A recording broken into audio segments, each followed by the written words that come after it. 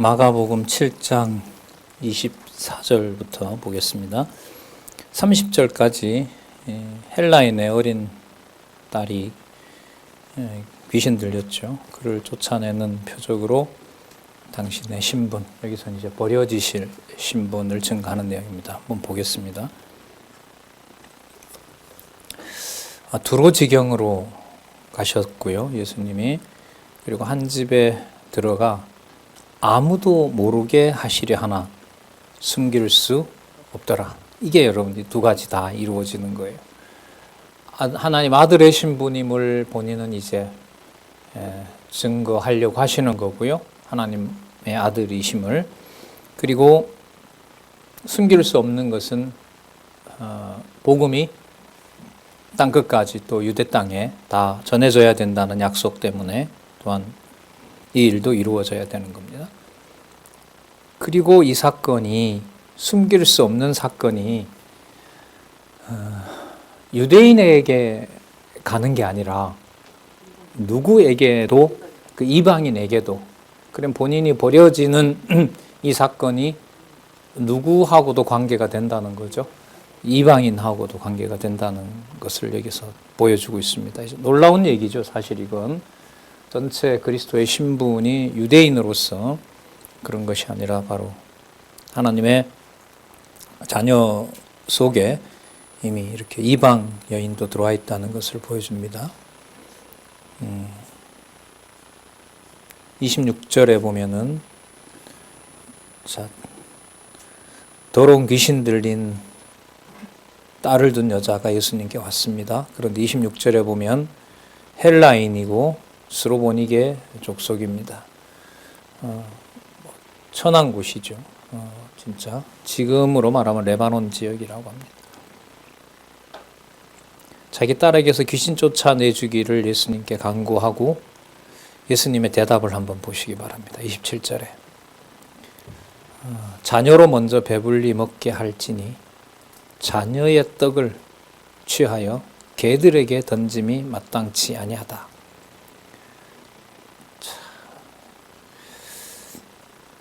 여자가 대답하여 가로되 주여 올소이다마는 상 아래 개들도 아이들의 먹던 부스러기를 먹나이다. 유대인들이 먹고 남은 거 개들도 먹습니다. 개 같은 우리 신분인 이방인에게도 또 이방인에게도 긍휼을 베풀어서 당신이 메시아로 오셨고 하나님의 아들로 오셨고 또 능력 많은 통치자로 오셨기 때문에 이방 여인의 귀신 들린 딸도 당신이 고쳐주실 수 있지 않습니까? 이렇게 말하는 거죠. 29절에 예수께서 가라사대 이 말을 하였으니 돌아가라. 귀신이 내 딸에게서 나갔느니라. 자, 보니까 아이가 아이로부터 귀신이 나갔고요. 아이가 침상에 누웠고 귀신이 나간 것을 확인해 주고 있습니다. 자, 그리고 이 일이 지금 여러분 표적을 통해서는 이방인에게도 당신이 하나님의 아들의 신분이다. 그러므로 그 이방인에게까지 전해진 이 복음이기 때문에 당신이 뭐 할 수밖에 없다? 버려질 수밖에 없다. 낮아진 신분이 된다는 방향으로 지금 이게 갑니다. 자, 그러니까 설명을 좀 여기서 본다면 아까 이방 여인이 고침을 받으려면 이방 여인의 귀신 들린 여자가 예수를 그리스도로 이해하고 그야말로 복음을 받아들이려면 누가 버려야 돼요?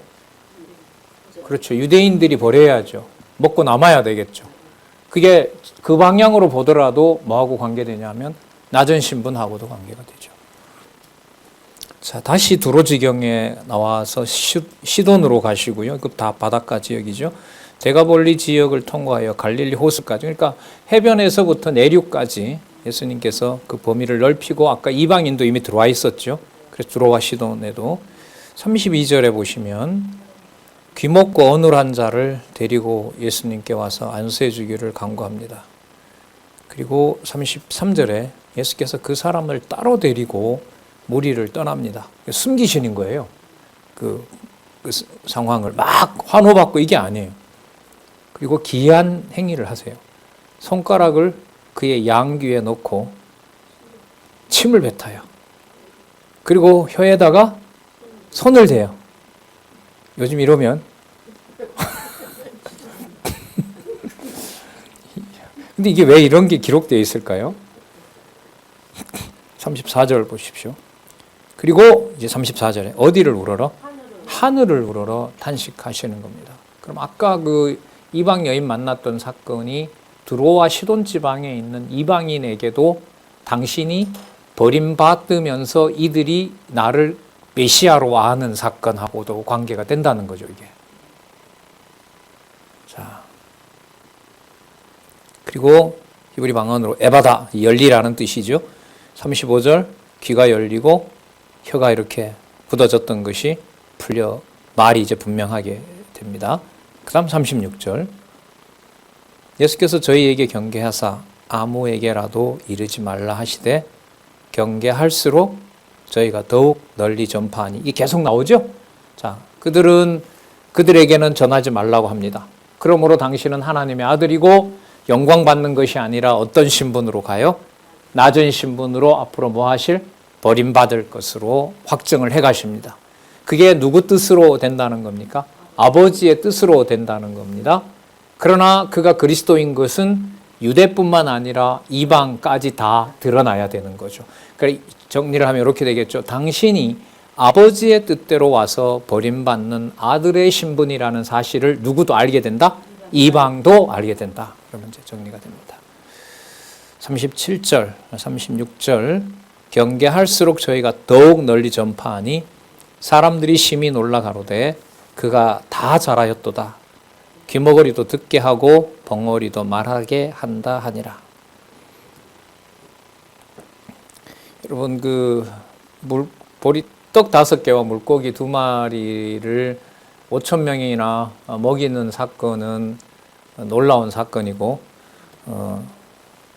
그리고 손가락을 양귀에 놓고 침 뱉어서 혀에다가 대는 것은 그건 아주 하찮은 거고, 그래요? 그게 우리 상식이에요. 이 상식으로 이해가 안 된다는 거예요. 그리고 이게 다른 부분 보다가 저는 이제 이 부분이 낮은 신분, 하나님 아들이라는 것에 맞추어서 저는 좀 이 비유를 뭐 분석할 수는 없고요. 좀 의미를 생각해 보고 싶습니다. 자, 이사야 선지자의 예언을 이루시는데 이제 이런 모습으로 이루시거든요. 자, 조금 더 있다가 다른 사건이 하나 나오면은 또 한번 살펴보도록 그렇게 하겠습니다. 8장에 가면 이게 나오니까요. 자, 이번에는 예수님께서 그 칠병이호로 표적들에게 당신의 그 신분을 드러내십니다.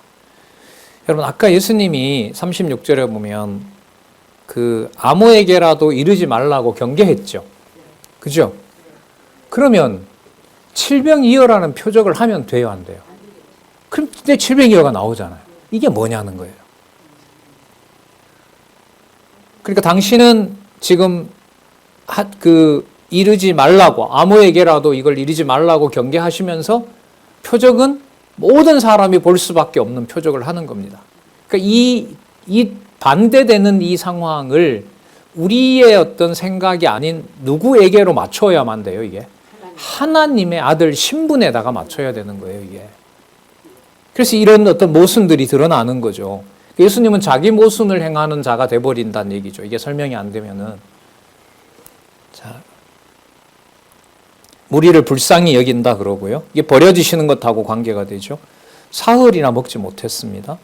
3절에 보면 내가 저희를 굶겨 집으로 보내면 가다가 아마 다 기진할 것이다 하는 겁니다. 멀리서 온 사람도 있다고 얘기를 합니다. 그런데 제자들이 4절에 보면 광야에서 이 사람들을 줄 수 있는 떡을 어디서 구합니까? 예수님께서 몇 개나 있느냐? 떡이 7입니다. 6절에 보면 떡 7개를 가지고 다시 축사하시고 떼어 제자들에게 주어 그 앞에 놓게 하시니 제자들이 무리 앞에 놓더라. 또 작은 생선 2마리가 있는데 축복하시고 앞에 놓게 하시고, 자, 배불리 먹고 남은 조각이 7광줄이나 되었고 먹은 사람들은 4,000명이다.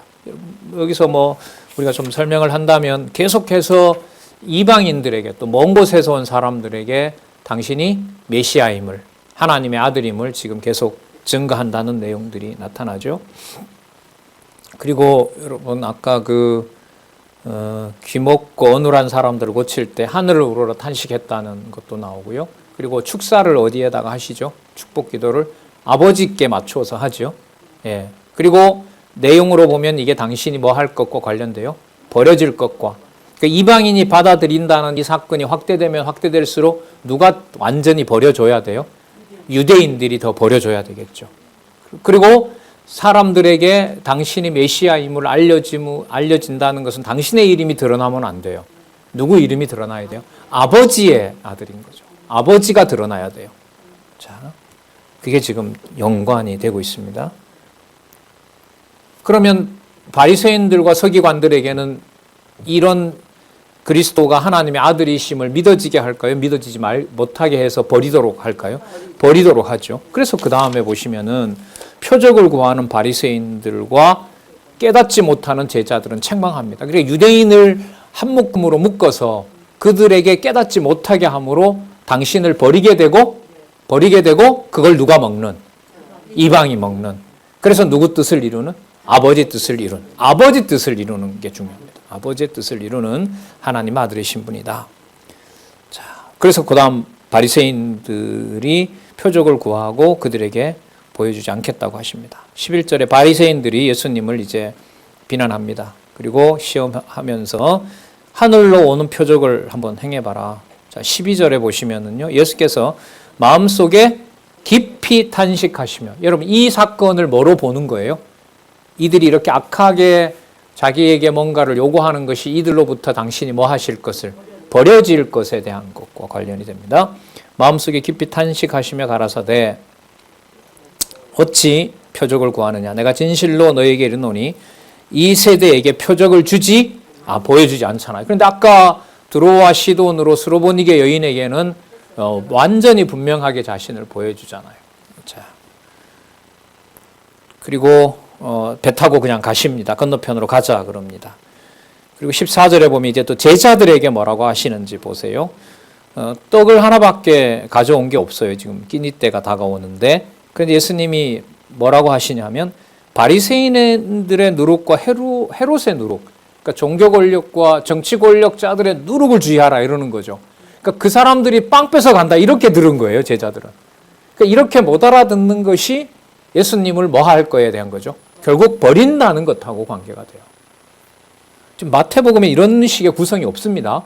마가복음에 이런 게 있는 거예요. 제자들이 서로 의논하기를 이는 우리에게 떡이 없음이라 하거늘 예수께서 아시고 이르시되 너희가 어찌 떡이 없음으로 의논하느냐?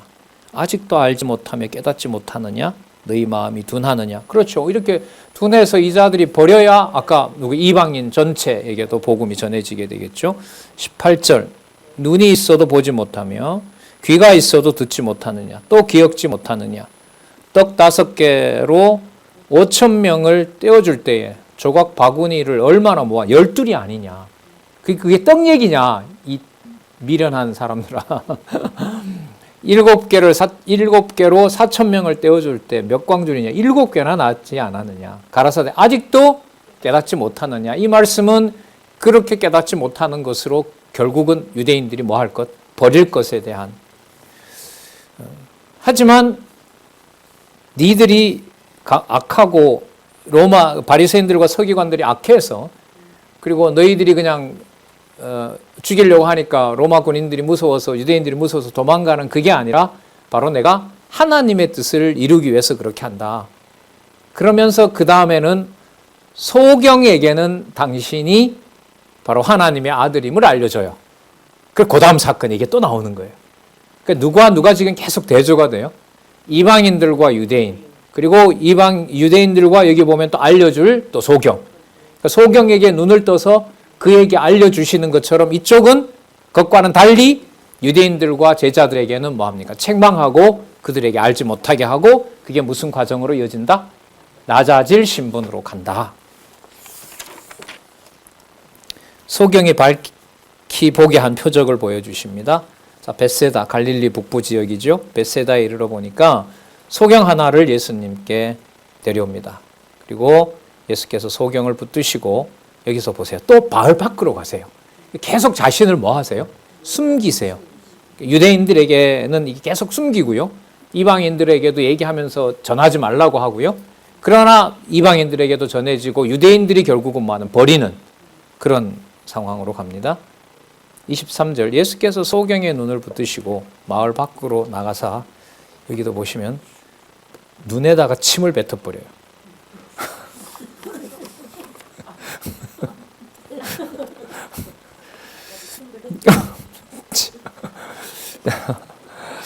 참, 아까 7장 23절이었었죠.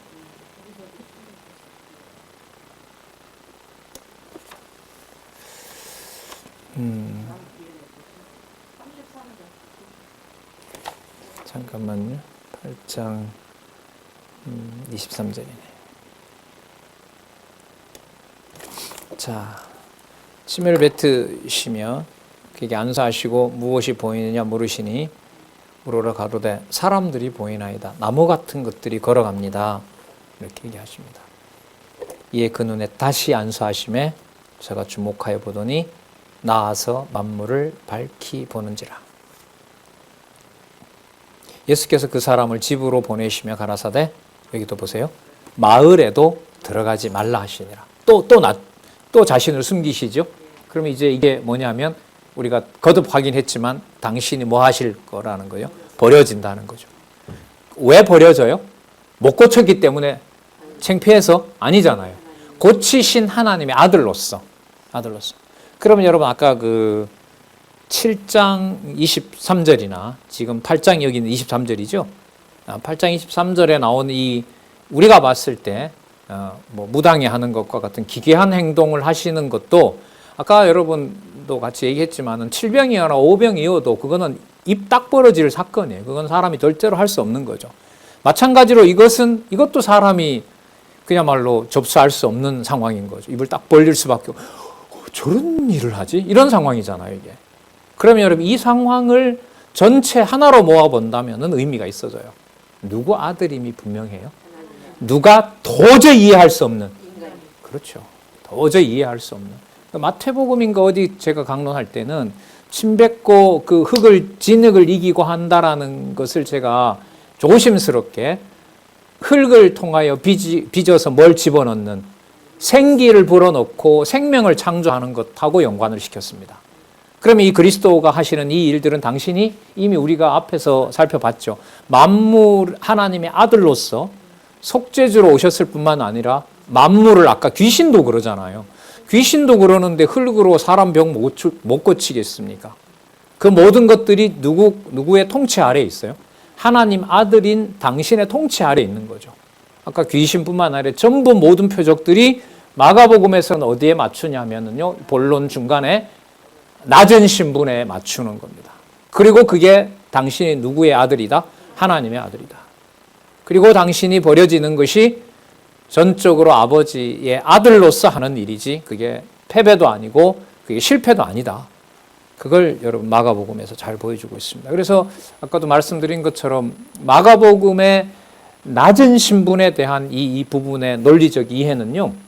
앞으로 그 누가복음이나 사도행전이나 또 다른 성경을 이해할 때도 도덕적인 교훈으로 사람들에게 도덕적 교훈을 주기 위해서 성경이 기록되었다는 것을 근본적으로 차단합니다. 누가 살아계신 증거가 바로 하나님 말씀이다. 하나님 살아계시고 주 예수 그리스도가 교회의 머리로 항상 불꽃 같은 눈으로 지키고 계신다.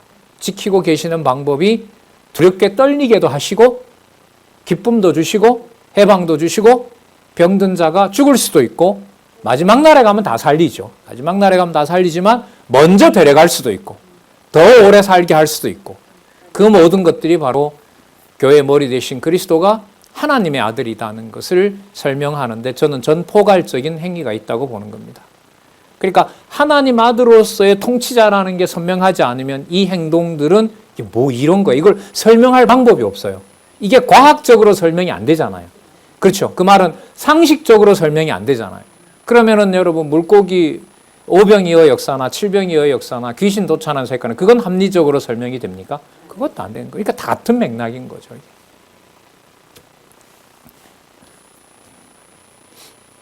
자, 마을에도 들어가지 말라 하시니라.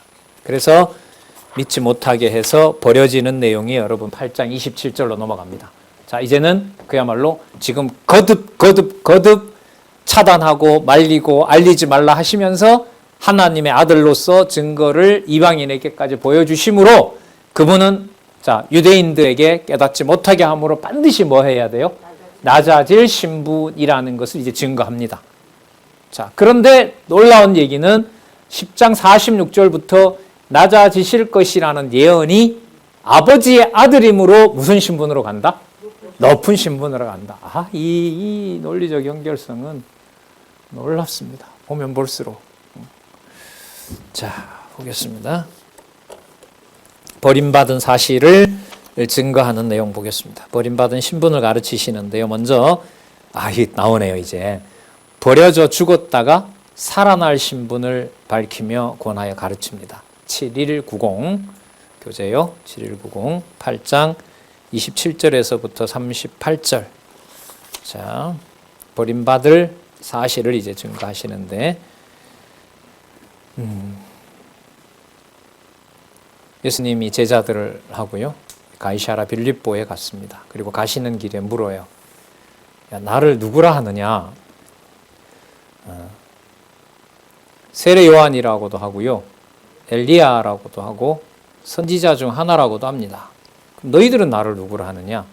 베드로가 대답하되 29절 주는 그리스도십니다. 주는 구약에 선약하신 그리스도이십니다. 자, 이에 자기의 일을 아무에게도 말하지 말라. 그럼 이 논리로 보면 주는 그리스도이시기 때문에 알려지지 않고 그래서 버려져야 돼요. 맞죠? 그럼 이 일을 지금 누가 주도해 가세요? 하나님의 아들 예수께서 주도해 가시죠. 예, 누구이심으로? 그리스도이심으로 이렇게 돼요. 그리스도라는 말은 앞부분에 나왔던 살펴본 내용대로 그가 구속주로서 그리고 하나님 아들로서 구속주로서 또 통치자로서 그걸 다 포함하는 말이라고 할 수가 있겠죠. 설명을 하십니다. 이에 자기 일을 아무에게도 말하지 말라 경계하시고 31절에 설명을 합니다. 왜 그렇게 말씀하셨냐 하면 인자가 많은 고난을 받고 장로들과 대제사장들과 서기관들에게 버림받아 죽임을 당하고 사흘 만에 살아나야 할 것을 비로소 저희에게 가르치시되 여긴 또 보세요. 드러내놓고 이 말씀을 하세요. 이건 다 공포를 해요. 아까 표적을 보여준 사건은 아까 뭐 하지 말라고 했는데 말하지 말라고 했는데 지금 이 사건은 또 뭐 하냐면 뭐 한다는 건 다 드러내요. 앞으로 뭐 할 거? 버림받을 건 다 알리는 거죠. 그러면 이 마가복음의 본문이 그리스도가 뭘 지금 주도해 가시는 거죠? 내가 뭐 할 것이다? 그렇죠. 버림받을 것이라는 걸 얘기하죠. 그게 누구 뜻대로 된다? 아버지 뜻대로 된다. 이걸 어떻게 여러분 교훈으로 가지고 와서 쓸 수가 있겠습니까? 자, 성경은 이렇게 보면 직임 신분 사역 본성을 이해하기 위해서 본문은 꼼꼼하게 읽어야 됩니다. 그러니까 1.1핵이라도 이렇게 구성해 놓은 하나님의 계시 목적이 있다는 거죠. 자, 그랬더니 베드로가 선생님 그러시면 안 됩니다. 33절에 붙들고 가나며 예수께서 돌이켜 제자들을 보시며 베드로를 꾸짖어 가라되 사단아 내 뒤로 물러가라. 내가 하나님의 일을 생각하지 않고 사람의 일을 생각하는도다. 너무너무 명확하죠. 그럼 이제까지 했던 모든 일들이 누구의 아들로서 하신 일이 맞아요? 그렇죠. 하나님의 아들로서 이방인에게 그 이름이 전해지는 과정에 반드시 그는 버려지셔야 된다.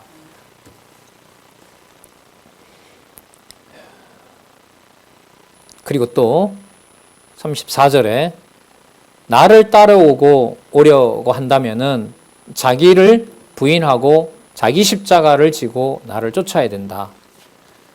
35절 누구든지 제 목숨을 구원하고자 하면 잃을 것이요 나와 복음을 인하여 이르면 구원하리라. 그러면 여기 또 답이 또 나와요.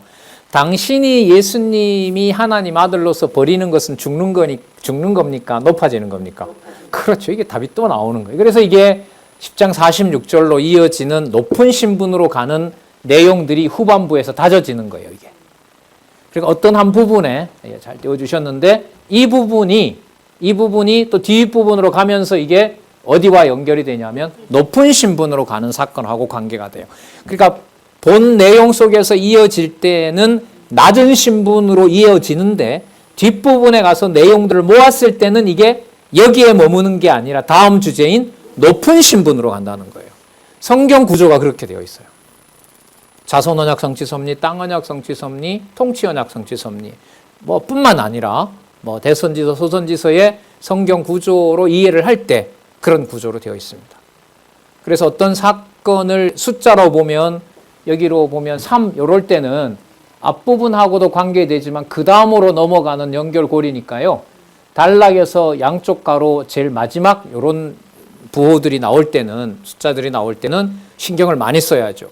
왜냐하면 이제까지 한 부분도 묶어야 되고, 그죠? 그리고 그 다음 내용에도 이게 연결이 되기도 하고. 예.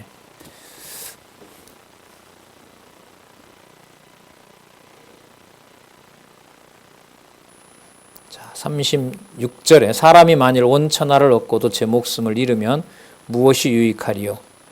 사람이 무엇을 주고 제 목숨을 바꾸겠느냐? 누구든지 음란하고 죄 많은 세대에서 나와 내 말을 부끄러워하면 인자도 아버지의 영광으로 거룩한 천사들과 함께 올 때에 그 사람을 부끄러워하리라. 이거는 당신이 하나님 아들임을 확증하는 거죠. 그리고 그게 무슨 과정을 지나야 돼요? 반드시 자기 목숨을 잃어야 돼요.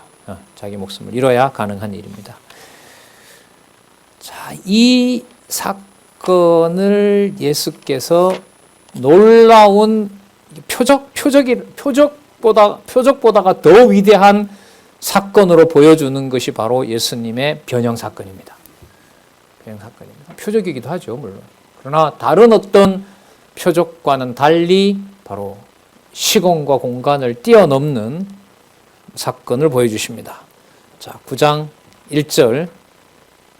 여기 찾는 사람 중에 죽기 전에 하나님 나라가 권능으로 임하는 것을 볼 자들도 있느니라. 따라서 그리스도가 죽으시는 사건을 무슨 사건이 된다? 높은 사건이 된다. 하나님 나라가 권능으로 임하는 사건이 되는 겁니다. 자, 베드로, 야고보, 요한을 데리고 높은 산에 갔습니다. 예수님의 모습이 변형됩니다. 옷이 광채처럼 흰데 세상 빨래로는 그렇게 희게 할 수는 없습니다. 그런데 엘리야와 모세가 나타납니다. 자, 지금 버려지는 신분이에요. 그 맥락을 꼭 생각을 하시고 보시기 바랍니다. 베드로가 예수께 대답하여 가로되 랍비여 우리가 여기 있는 것이 좋사오니 초막셋을 짓는데 하나는 주를 위하여 하나는 모세를 위하여 하나는 엘리야를 위하여 제가 짓겠습니다. 자, 16절에 되게 재밌어요. 보세요. 이는 저희가 심히 무서워함으로 저가 무슨 말을 하는지도 알지 못해요. 얼떨결에 터져나왔는데 지금 내가 뭔 말? 이 말은 여러분 어디에 압도당한 거죠? 하나님 나라가 임한 사건에 압도당한 거죠. 그러면 그리스도가 나중에 죽으시는 사건도 이해가 된다는 걸까요? 아니면은 정신없이 이해가 안 되고 받아들일 수도 없는 사건인가요? 그렇죠. 그러니까 그러면 그 사건은 누가 이끌어 간다는 사건이 맞아요. 그리스도가 이끌어 간다는 사건이 맞는 겁니다. 그래서 이 신분에서 사람들의 생각과 그 판단으로 받아들일 수도 없고 감정으로도 이렇게 같이 공감할 수 없는 내용들이 교회 역사에서 또 우리 교회에서 가정교회에서 일어난다고 했을 때 그 사건은 그리스도께서 신분으로 하나님 아들로 존재하고 계신다는 것을 보여주는 사건입니다.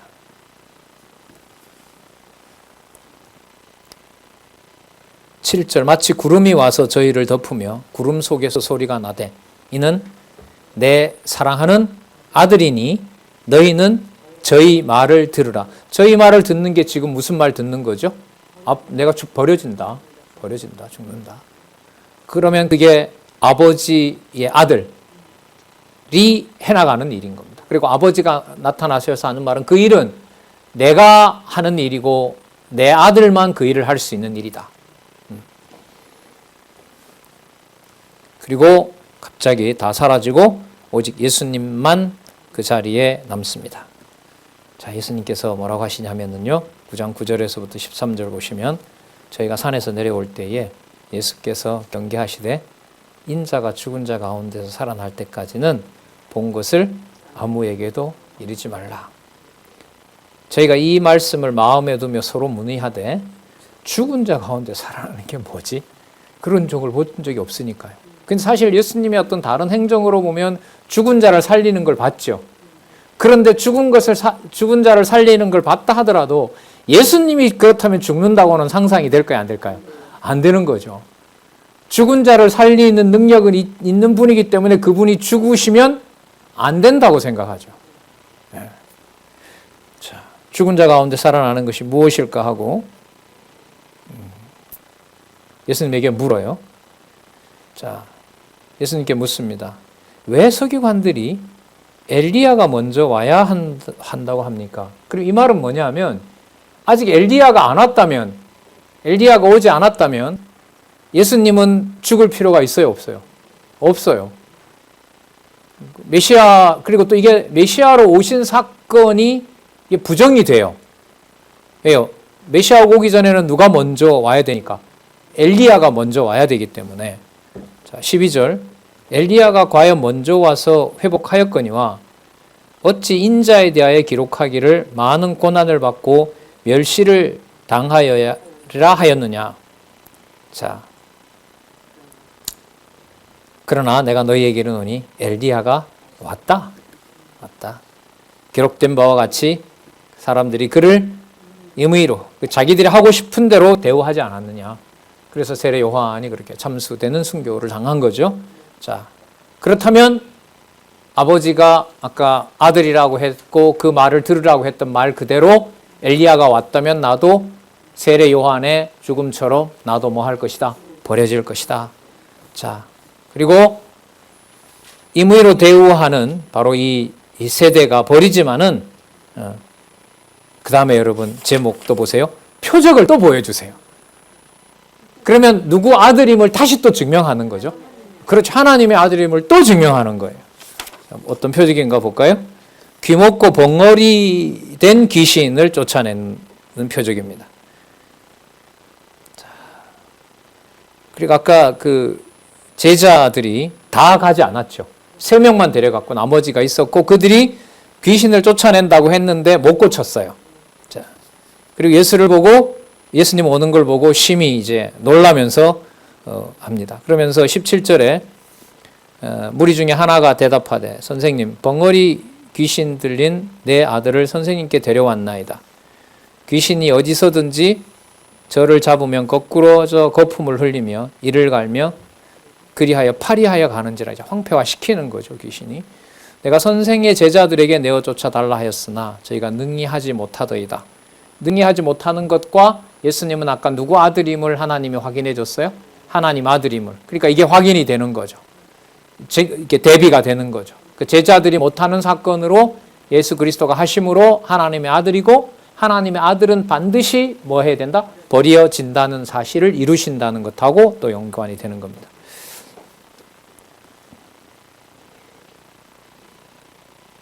19절 대답하여 가로되 믿음이 없는 세대여 내가 얼마나 너희와 함께 있으며 얼마나 너희를 참으리요. 그래서 버려지시는 겁니다. 자, 그를 데려오라 하시며 이에 데리고 오니 귀신이 예수를 보고 그 아이로 심히 경련을 일으키게 하는지라. 고이 안 오죠. 예수님 보는 앞에서도 그 아이를 사지를 비틀어 넣어버립니다. 저가 땅에 엎드러져 굴며 거품을 흘리더라. 예수께서 그 아비에게 물으시되 언제부터 이렇게 되었느냐 하시니 가로되 어릴 때부터니이다. 귀신이 저를 죽이려고 물과 불에 자주 던졌나이다. 아, 참 무서운 역사죠. 예수님이 이런 거 다 아실까요? 모르실까요? 근데 왜 이렇게까지 하실까요? 그냥 보존해 주시지 여기다 집어넣지 마시고. 참 여기서 이제 신학자들과 철학자들의 많은 고민이 있습니다. 그 전능하신 하나님이 인류의 불행과 처참한 역사를 왜 일으키지? 저게 말이 돼? 이렇게 되는 거예요. 그러나 무엇을 하실 수 있거든 우리를 불쌍히 여기사 도와주옵소서. 예수께서 이르시되 할 수 있거든이 무슨 말이냐? 믿는 자에게는, 이때 믿는 자는 그 사람이 아닙니다. 그 부모가 아니에요. 예수님 자기 자신을 말하는 겁니다. 믿고 있는 자는 이렇게 번역이 됩니다. 믿고 있는 자는, 그러니까 모든 것을 할 수 있다고 믿고 있는 자인데 이거는 누구 아들이기 때문에 그러죠. 그리고 하나님 아들임을 아까 보여줬잖아요. 방금 전에. 너는 누구다? 내 사랑하는 아들이다. 그럼 이 사건의 목적은 아까 그 부분하고 연관이 되면서 하나님 아들로서 당신이 버려지실 내용하고 관계가 되는 겁니다. 버려지되 그게 하나님 정하신 대로 된다는 것을 보여주죠. 24절, 곧 그 아이의 아비가 소리를 질러 가로되 내가 믿나이다 그랬습니다. 내가 믿나이다. 나의 믿음 없는 것을 도와주소서 라고 이제 소리를 지릅니다. 예수께서 무리가 달려 모이는 것을 보시고 그 더러운 귀신을 꾸짖어 가라사대 벙어리 되고 귀먹은 귀신아 내가 내게 명하노니 그 아이에게서 나오고 다시 들어가지 말라 하시매 귀신이 소리 지르며 아이로 심히 경련을 일으키게 하고 나가니 그 아이가 죽은 것 같이 되어 많은 사람이 말하기를 죽었다. 저 결국 죽었구나. 자, 27절 예수께서 그 손을 잡아 일으키시니 이에 일어서니라. 집에 들어가심에 제자들이 종용이 묻자오되 우리는 어찌하여 능히 이 귀신을 쫓아내지 못하였나이까? 우리는 왜 못 쫓아냈지요? 이렇게 물어요. 이르시되 기도 외에는 다른 것으로 이런 류 귀신을 쫓아내는 것을 할 수가 없다. 그럼 기도만 하면 되겠네요. 기도 외에는 다른 방법이 없다고 하니까 기도만 하면 쫓아낼 수 있는 건가요?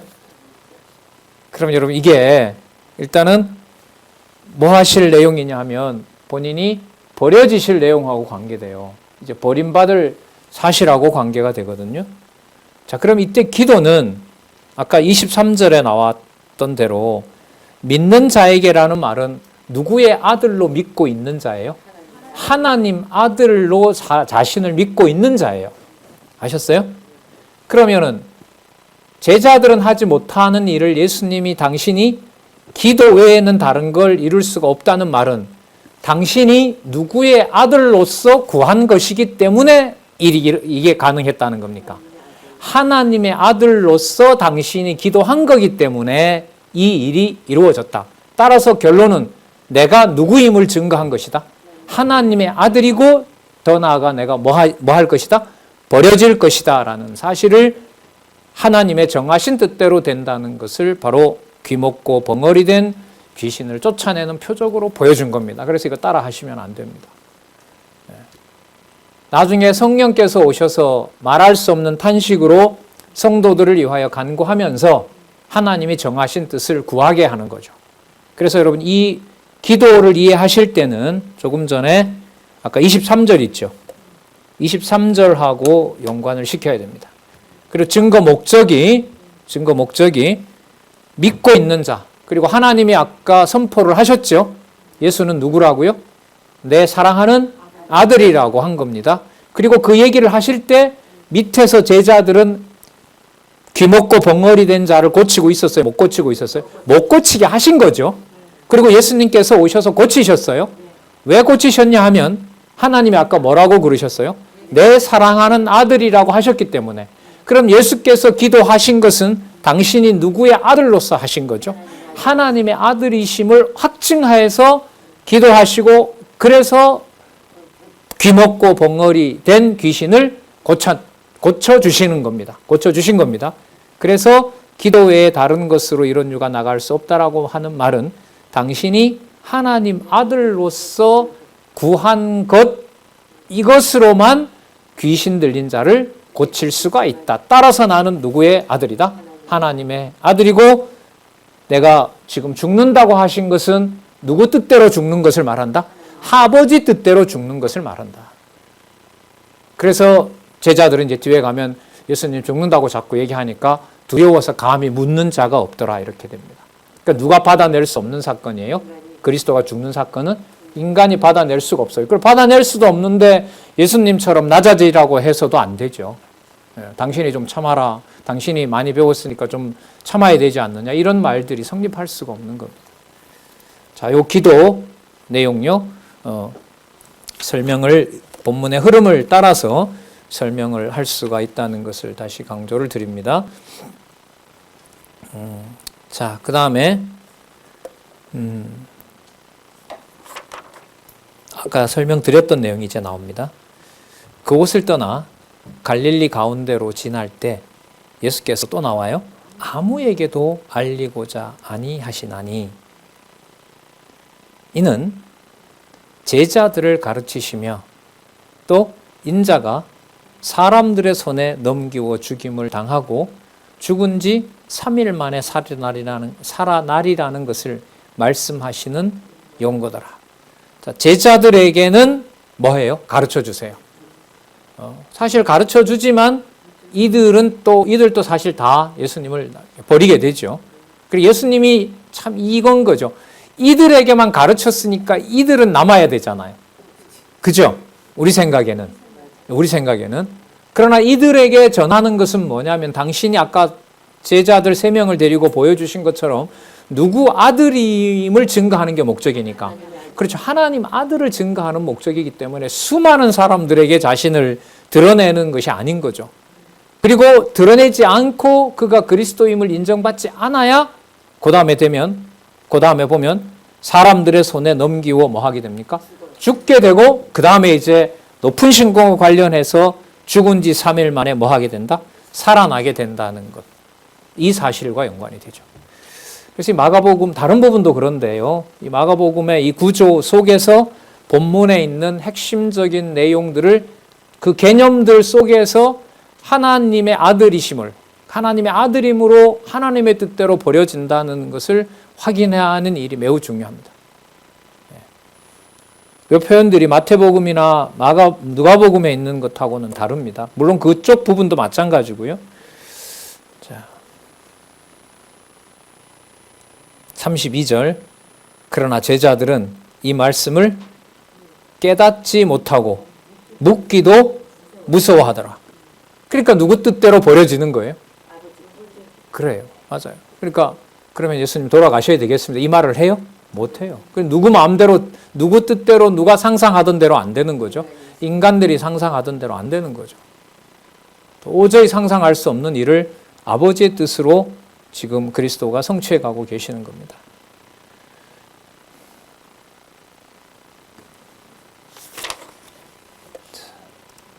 그 다음에 얼마나 재밌냐 하면은요. 예수님은 이제 버려지신다고 하는데 예수님이 이제 그 아까 표적 같은 걸 보여줬을 때 예수님 옆에 있으면 권세가 보장받겠죠. 귀신도 쫓아내고 뭐하고 하니까. 그러니까 자기네들끼리는 이제 뭐 하냐면 누가 더 크냐고 싸워요.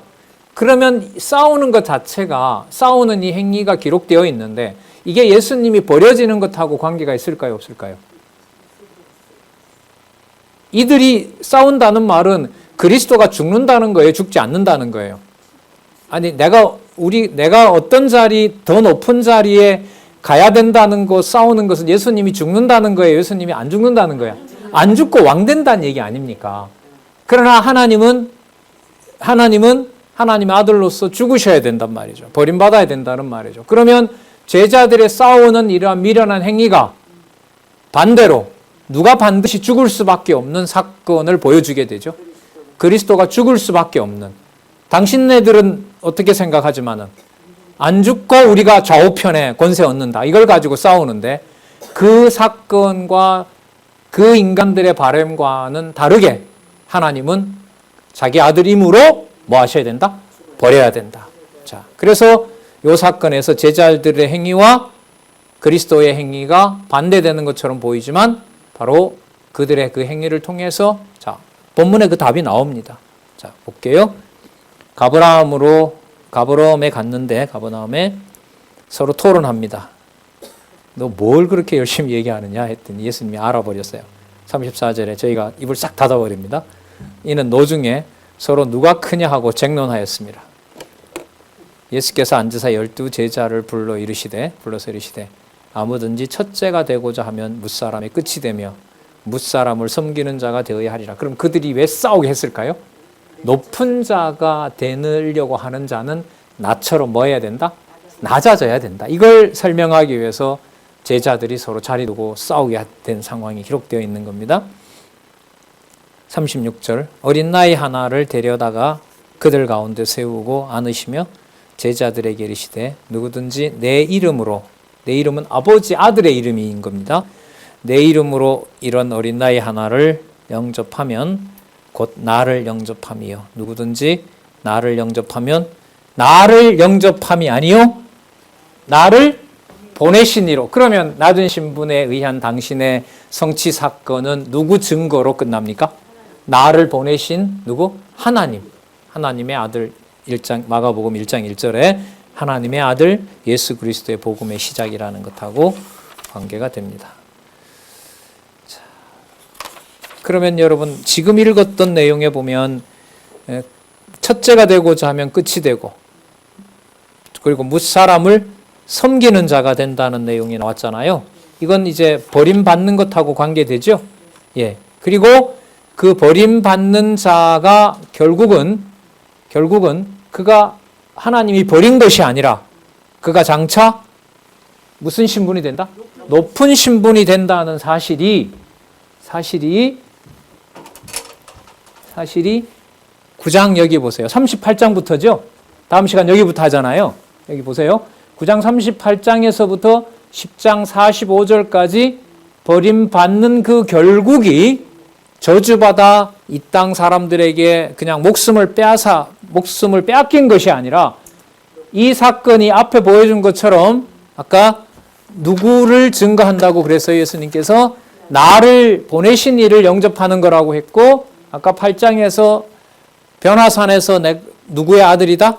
내 사랑하는 아들이라고 말씀하셨으므로 하지만 과정은 어떻게 되는 과정입니까? 버림받는 과정이므로 표적은 누구 아들임을 증거합니까? 하나님 아들임을 증거합니다. 따라서 버림받는 결국은 반드시 누구 아들로서 어떤 신분?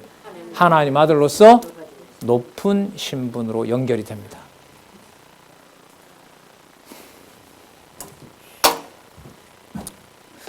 어떻게 이렇게 쓰여 있습니까? 성경이. 자, 놀랍습니다. 그래서 우리 다음 9장 38장에서부터 버림받을 결국의 증거를 10장 46절부터 나오는 무슨 신분? 높은 신분을 염두에 두시면서 왜 이 부분이 이제 마지막 부분이니까 무슨 신분의 그 정리도 되죠? 낮은 신분을 묶는 부분이기도 하니까요. 공부를 그렇게 해 가시면 돼요. 자, 다음 시간에 우리 9장 38절부터 하도록 하겠습니다. 수고하셨습니다. 기도하겠습니다. 하나님 아버지 감사합니다. 기록하신 절대진리 하나님의 말씀의 권위를 이 시간에 무한한 은총 가운데서 이렇게 다시 따라갈 수 있도록 허락해 주셔서 감사드립니다. 성경신학으로 하나님 행하시는 너무너무 큰 일을 이 시간에 또 한 번 가슴에 새깁니다. 함께하는 동역자들과 지체들에게 지혜와 총명으로 어느 곳에서나 주의 말씀 더 사랑할 수 있도록 그의 총명과 지혜를 붙잡아 주시고 또한 인도하여 주시옵소서. 들을 자에게 선명하고 분명하게 전하는 놀라운 이 종말의 사역이 아름다운 일과 또 때로는 감당할 수 없는 일들이 교차하지만 그 가운데서 머리 대신 주 예수 그리스도의 통치가 영원하고 변치 않다는 사실을 마음에 또한 담아둘 수 있도록 사랑과 긍휼을 구하옵나이다. 예수님의 이름으로 기도드렸습니다. 아멘.